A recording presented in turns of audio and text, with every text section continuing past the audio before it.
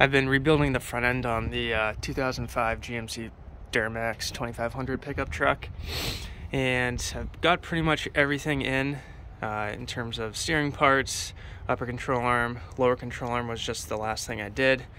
Of course, every shiny new part you see is basically new, and part of the process was the lower control arm and how the torsion bar connects to it.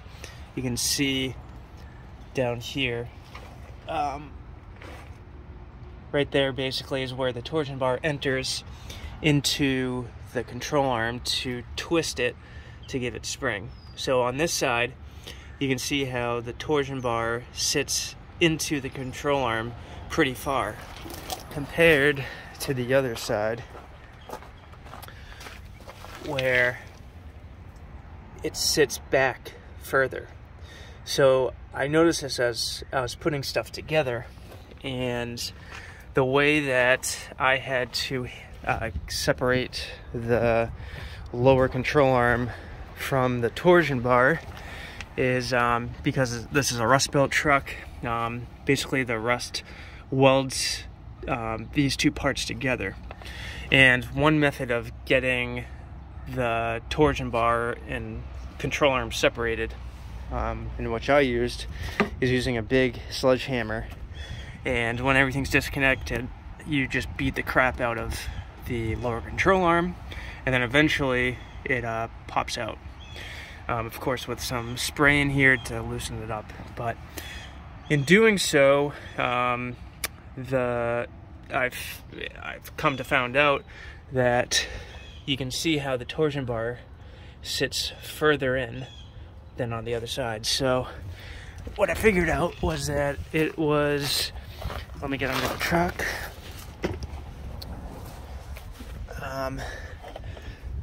This is the other side of the torsion bar. This whole bracket going across. I already took out the keys and everything. So what I noticed is that this is a torsion bar bushing mount thing. I don't know what to exactly call it, but it's a torsion bar mount, and then it has a rubber bushing in there. And I'll try to get the light correct, but you can see how right up in there, you can see the bushing came out of the mount. So the rubber bushing came out of the mount, and you can kind of see up here, let me get the light up here, how that happened. So basically, as I was banging the lower control arm, it was shifting everything forward, and finally this mount gave until there was no more it can move. Basically, you can, I'm trying to get the light correct. The metal on this cross beam bottomed out on the mount, so it couldn't go any further, and that did assist me in getting the torsion bar out. But now this is junk, so I have to replace it. But either way, this old truck, old rubber, I was planning on doing these torsion bar mounts eventually, but I just needed to get the truck back on the road. But it looks like I'm doing them now, so just as a little bit more time. It's not a big deal, but basically there's some rivets here. I don't know why they're not bolts or anything, so it's serviceable because it's a bushing, but there's rivets here that you have to grind down and then make sure you don't hit, go into the frame much, and then you can hit them out. And then they make